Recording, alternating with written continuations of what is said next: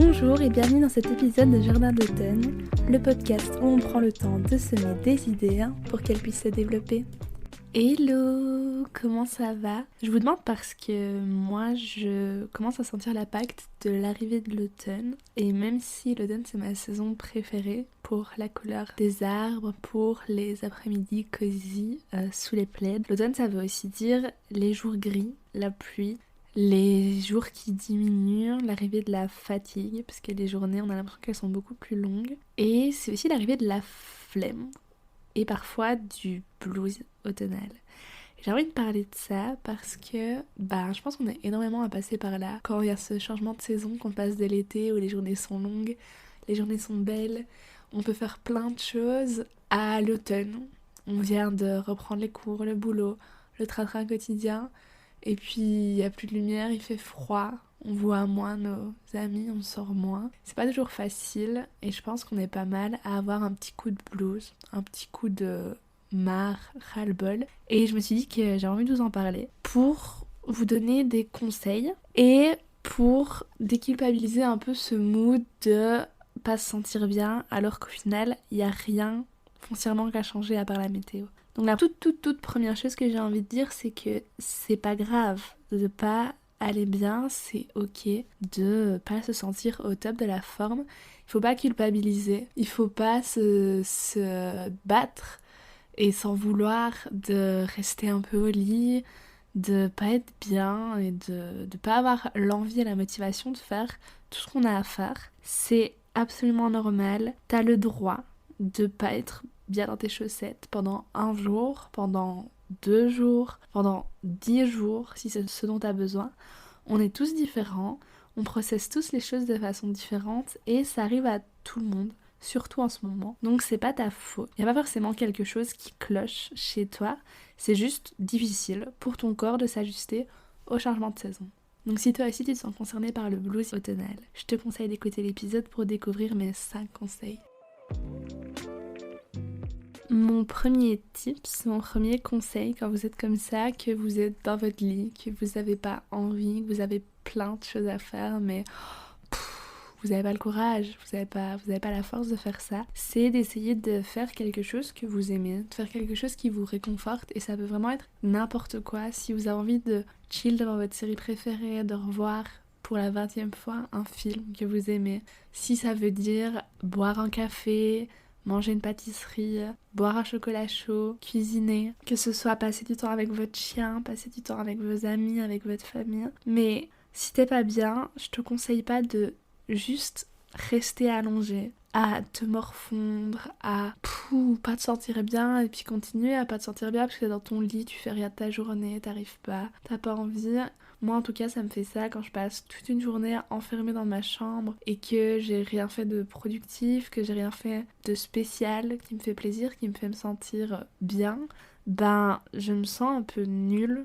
Je me sens encore plus mal en fait, alors que déjà de base j'étais pas motivée, c'était pas top, mais le fait d'avoir absolument rien fait et d'avoir rien fait pour me faire plaisir, ça aide pas. Et le fait de se distraire quand on n'est pas bien avec quelque chose qu'on apprécie faire, et parfois ça peut totalement changer le mood. Moi je surkiffe prendre un bain une fois de temps en temps par exemple. Je sais bien que si je suis pas très bien et tout, je vais prendre mon bain, je vais peut-être lire, je vais peut-être écouter de la musique, un podcast ou juste réfléchir et après je me sens mieux parce que j'ai pris le temps de faire quelque chose pour moi, j'ai pris le temps de faire quelque chose tout court alors que c'était pas gagné vu comment la journée avait commencé. Ça peut vraiment être chouette, c'est surtout dans l'après de se dire j'ai fait quelque chose pour moi, pour me faire plaisir et peut-être qu'après vous allez être bien alors que vous avez commencé la journée en vous sentant super mal, en ne vous aimant pas, en vous culpabilisant parce que vous êtes incapable de faire quelque chose. Et même une toute petite chose comme aller se préparer une boisson chaude, comme regarder quelque chose qu'on aime, ça peut vraiment vous faire vous sentir mieux et vous avoir donné l'impression de faire quelque chose pour vous et que vous êtes capable de faire ça. Donc au final, vous n'êtes pas trop mal. Mon conseil numéro 2, ça c'est peut-être un peu plus compliqué, c'est le fait de bouger son corps et de faire du sport. Alors peu importe le type d'activité physique, je vous demande pas d'aller courir sous la pluie quand il fait 6 degrés Je vous demande pas d'aller faire une séance de 2 heures à la salle, mais quand vous vous sentez pas au top, que vous êtes un peu dans un blues, que c'est pas le moral, que vous réfléchissez, c'est négatif, vous avez pas envie, le fait de mettre votre corps en action, ça va sécréter des hormones, et c'est des hormones qui vont vous faire vous sentir vachement mieux. Vous allez vous sentir bien dans votre corps, vous allez vous sentir fier de vous, d'avoir eu le courage de faire ça. Vous allez peut-être ressentir un boost d'énergie. Moi, perso, quand je fais du sport, après, je me sens super éveillée et super prête à faire d'autres choses. Et au final, ça n'a pas besoin d'être quelque chose d'énorme. Vous pouvez juste aller vous promener, vous pouvez faire des étirements, un yoga doux, du pilates à la maison. Peu importe le sport que vous aimez faire ou l'activité qui vous motive à bouger votre corps, mais le fait de vous activer, ça va tout de suite vous faire vous sentir mieux. En plus, après une activité physique, vous avez souvent une douche bien chaude qui l'accompagne après, et ça fait vraiment du bien en après-coup. Puis quand vous avez fait tout ça, ben vous vous dites, voilà, j'ai fait quelque chose aujourd'hui encore une fois, et en plus j'ai fait du sport, c'est bon pour moi, c'est bon pour mon corps, ça me fait du bien, ça m'a reboost, ça m'a remotivé. Donc ça c'est un conseil qui est un peu plus dur à appliquer parce que quand on a la flemme et qu'on n'est pas dans un bon jour, c'est vraiment beaucoup demandé. Et ça, je peux l'entendre et ça, je le comprends. En ce moment, j'ai vraiment du mal à me motiver à aller faire du sport. Alors que quand j'y suis, je suis super contente. Mais c'est un peu plus dur, c'est moins automatique que d'habitude parce que en ce moment, les journées sont longues, il fait nuit, il fait froid, je suis fatiguée. Et c'est pas toujours facile, mais bordel, qu'est-ce qu'on se sent bien après. Donc c'est vraiment quelque chose que je vous recommande de faire si vous n'êtes pas trop bien. Un troisième conseil que j'ai envie de vous partager et que je trouve vraiment chouette, c'est d'essayer quelque chose de nouveau. Quand vous n'êtes pas en forme, quand vous n'êtes pas satisfait de vous, quand c'est difficile, que votre vie elle vous plaît pas en ce moment, vous êtes dans votre routine, c'est difficile, il n'y a rien de fun, il n'y a rien d'agréable.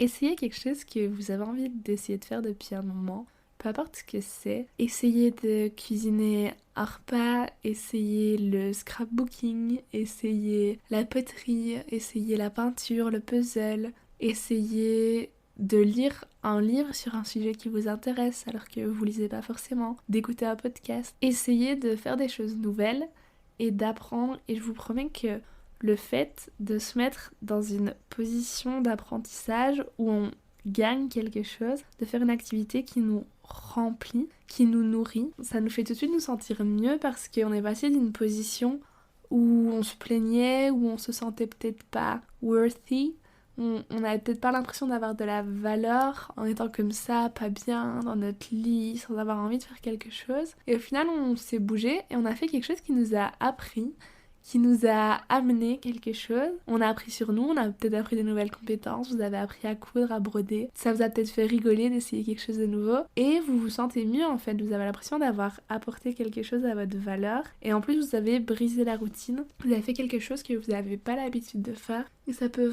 vraiment faire du bien. Tenter quelque chose, c'est excitant, c'est nouveau, ça fait vraiment du bien, surtout quand tous les jours se ressemblent et qu'il pleut et qu'on en a marre. Le fait de faire un petit truc hors du commun, ça va rendre votre journée spéciale et ça va sûrement vous faire vous sentir un peu mieux.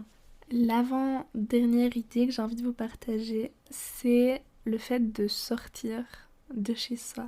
Je sais qu'avec ce temps, on a souvent juste envie de rentrer et de se mettre sous la couette. Je suis la première coupable, je passe énormément de temps dans mon lit en ce moment pour travailler, pour dormir, pour chill, alors que il faudrait pas idéalement. Mais c'est vrai qu'avec cette météo là et le fait qu'il fasse tôt, noir, on a super fort envie d'être dans notre petit cocon à la maison et c'est bien aussi de cocooner, c'est super chouette.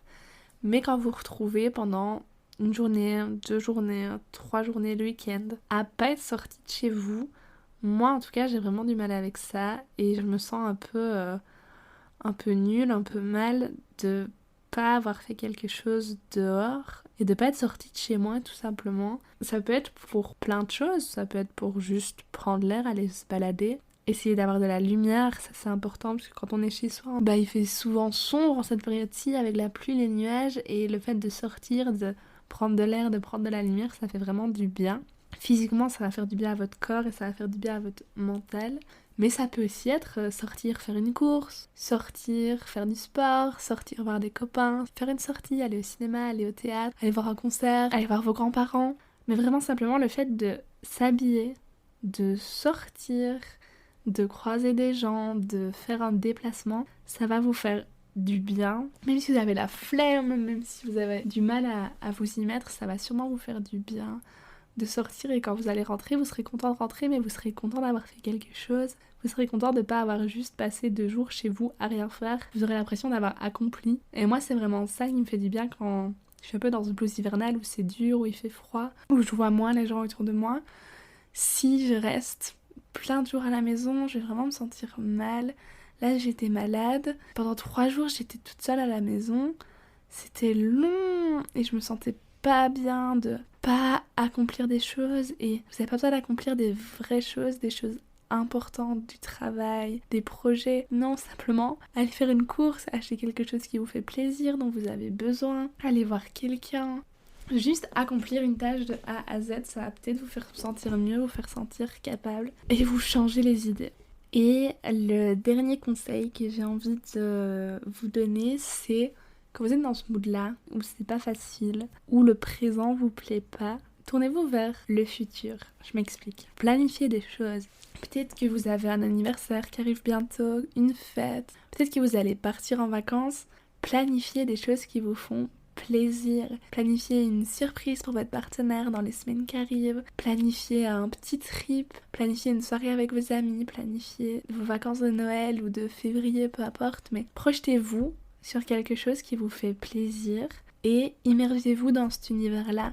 Ça va vraiment vous faire du bien de sortir de cette routine qui vous plaît pas, qui vous lasse, qui vous rend triste, pour vous concentrer sur quelque chose qui vous fait foncièrement plaisir. Moi, je sais que je surkiffe planifier les surprises et les voyages, par exemple. Peut-être que si je me retrouve à me surprendre, à être dans un mauvais mood, à me sentir triste, à pas forcément voir le bout du tunnel de ces jours gris, je vais peut-être essayer de me concentrer sur les semaines qui arrivent. Et moi, je sais que c'est quelque chose qui conditionne pas mal mon humeur, c'est d'avoir quelque chose dans le futur qui me fait plaisir, quelque chose auquel je peux me raccrocher et qui me motive en fait à passer des bonnes journées, travailler, me donner, parce que je sais qu'il y a ça qui va arriver et ça va être génial, et autant me donner pour que les jours passent plus vite. Et donc peut-être que si je me rends compte que je suis pas en forme, que j'ai envie de rien, je vais me forcer à réfléchir, à planifier quelque chose, à mettre en place quelque chose qui me fait plaisir dans le futur, et comme ça j'ai quelque chose pour lequel je peux me réjouir, pour lequel j'ai hâte. Et avoir quelque chose d'excitant comme ça en vue, d'avoir quelque chose comme ça qui vous fait plaisir, c'est un peu la carotte pour vous faire avancer dans cette période-ci de l'année. Je sais pas si vous voyez ce que je veux dire, mais c'est un peu la chose qui peut vous motiver et qui peut vous faire tenir bon. Donc moi je vous conseille d'essayer de planifier des petites choses comme ça dans les semaines, dans les mois qui arrivent, parce que c'est pas toujours simple de rester motivé et de voir du positif. Donc forcez le positif et organisez-le, comme ça vous êtes sûr de vous sentir mieux et d'avoir des choses qui vous rendent heureux dans cette période qui est pas toujours facile. J'ai aussi envie de vous dire que si vous vous rendez compte que c'est plus profond qu'un simple blues automnal, qu'un simple blues hivernal, que c'est plus profond que seulement le changement de saison et l'acclimatation au manque de lumière, au froid, si vous vous rendez compte que vous êtes vraiment dans des idées noires, que ça suffit pas de faire des choses qui vous font plaisir, de faire du sport, d'essayer de se réjouir pour le futur, si tout ça, ça suffit pas, que ça persiste et que ça vous met en souffrance, je vous conseille aussi de peut-être aller chercher de l'aide. Ça n'a pas forcément besoin tout de suite d'être l'aide d'un professionnel. Par exemple, peut-être à des amis. Peut-être qu'eux aussi vivent la même chose que vous et ça va vous rassurer et ça va vous faire du bien d'en parler. Ça va vous délester d'un poids. J'ai aussi envie de vous conseiller d'écrire. C'est vrai que j'en ai pas parlé, mais n'hésitez pas à écrire vos pensées. Moi, c'est comme ça que je processe énormément de choses. J'écris ce que je pense, j'écris ce que je ressens, j'essaie de nommer mes émotions. Et en fait, le fait de se délester de tout ça, ça déleste aussi de ce qu'on vit à l'intérieur. Le fait de l'écrire, ça le dépose sur la feuille et puis ça l'enlève de votre cœur, de votre corps. Et ça permet parfois de se sentir mieux, de vraiment se vider la tête. Donc n'hésitez pas à écrire, à en parler, à partager, à chercher de l'aide.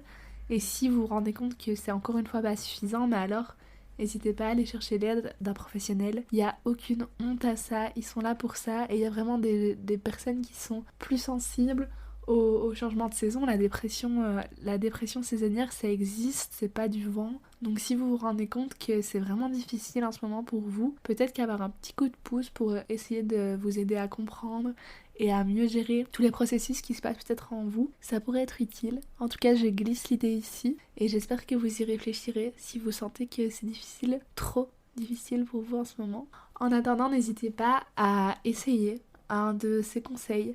Essayez de prendre l'air, de faire ce que vous aimez, de vous forcer à bouger votre corps parce que ça vous fera du bien. Peut-être que c'est juste quelques jours qui sont plus difficiles, peut-être que ça va être quelques semaines qui sont pas forcément gaies, donc essayez de planifier des petits dates, des petites choses avec vous-même qui vous font plaisir. Entourez-vous de vos proches, entourez-vous de vos couvertures parce qu'il commence à faire froid et moche et tout le monde tombe malade, donc faites attention à vous. Et puis essayez de profiter des beaux paysages d'automne parce que ça aussi ça peut faire du bien de voir la beauté. Ce que j'aime bien faire quand je me rends compte que je tombe un peu dans des mauvaises journées, c'est le soir citer 3 choses pour lesquelles je suis reconnaissante. C'est peut-être con, c'est peut-être bateau, mais le fait d'identifier tous les jours 3 choses pour lesquelles on peut être reconnaissant, ça nous fait nous rendre compte qu'au final, sur une journée qui était mauvaise, il y a quand même eu du bon. Et c'est vrai qu'il y a toujours du bon, il y a toujours de la beauté à regarder autour de nous. Essayez de faire cet exercice-là, ça vous fera peut-être du bien de vous rendre compte qu'au final, dans la journée, il y avait quand même des belles choses.